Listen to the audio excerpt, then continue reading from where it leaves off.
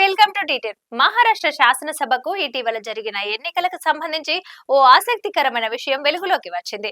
దాదాపు అన్ని నియోజకవర్గాల్లోనూ లెక్కించిన ఓట్లకు పోలైన ఓట్లకు మధ్య తేడా కనిపించింది.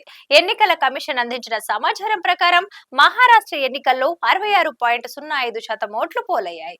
అంటే ఈ లెక్కన 6,40,88,195 ఓట్లు పోలయ్యాయన్నమాట.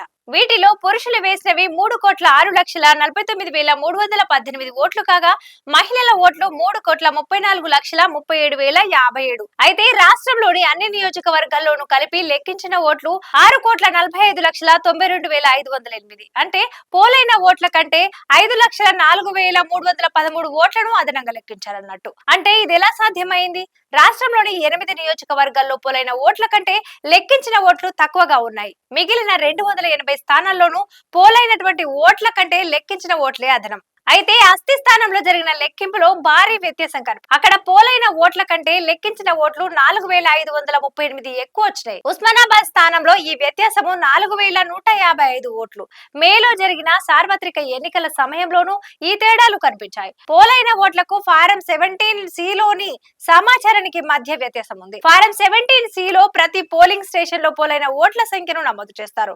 లోక్సభ ఎన్నికల ఫలితాలు వెలువడిన తర్వాత ఏడీఆర్ సుప్రీంకోర్టులో పిటిషన్ దాఖలు చేస్తూ ప్రతి దశలోనూ ఓటింగ్ ముగిసిన 48 గంటల్లోగా పోలింగ్ కేంద్రాల వారీగా పడినటువంటి ఓట్ల వివరాలను విడుదల చేసేలా ఆదేశాలు ఇవ్వాలని అభ్యర్థించింది. ప్రాథమిక తుది పోలింగ్ వివరాల మధ్య 5 నుంచి 6% వ్యత్యాసం కనిపిస్తోందని తెలిపింది. అయితే ఏడీఆర్ అభ్యర్థనకు సుప్రీంకోర్టు అంగీకరించలేదు.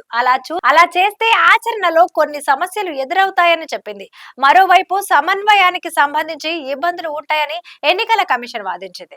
ఏదేమైనా ఈ వ్యవహారంలో సమాచారం దుర్వినియోగం అయ్యే అవకాశం ఉన్నదని, చట్టపరమైన ప్రాతిపదిక లేకుండా పోతుందని ఆందోళనలు వ్యక్తమవుతున్నాయి. ఫారం 17C లోని సమాచారాన్ని అభ్యర్థుల ఏజెంట్లకు మాత్రమే అందజేస్తాము తప్పించి ఆ వివరాలు ప్రజలకు బహిర్గతం చేయాల్సిన అవసరం లేదని ఎన్నికల కమిషన్ చెప్పింది. ఇవి ఉదాహరణలు మాత్రమే. షెడ్యూల్ తెగలకు కేటాయించిన నవాపూర్ స్థానాన్నే ఉదాహరణగా తీసుకుంటే ఇక్కడ పోలైన ఓట్ల కంటే లెక్కించిన ఓట్లు అధికంగా ఉన్నాయి. ఆ నియోజకవర్గంలో మొత్తం ఓటర్ల సంఖ్య 2,95,786. అక్కడ 81.15% అంటే 2,40,022 ఓట్లు పోలయ్యాయి.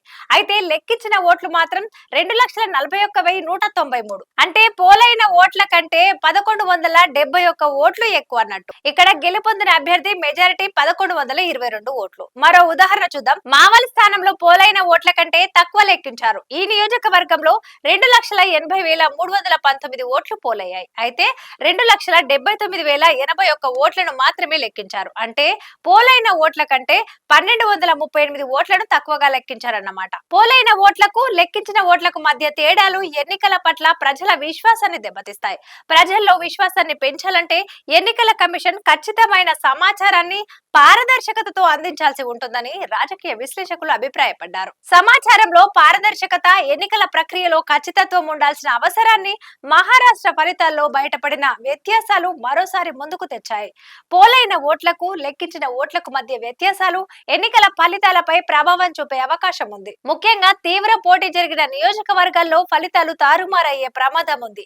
కొన్ని 100 లేదా 1000 ఓట్లు తేడా ఉంటే అది నిర్ణయాత్మకం అవుతుంది. ఈ వ్యత్యాసం అనేక నియోజకవర్గాల్లో కనిపిస్తుంటే ఫలితాల్లో ఖచ్చితత్వం ఉండేలా చూడాల్సిన అవసరం ఎంతైనా ఉంటుంది. ఇది ఇవాల్టి న్యూస్. చూస్తూనే ఉండండి టీటెన్.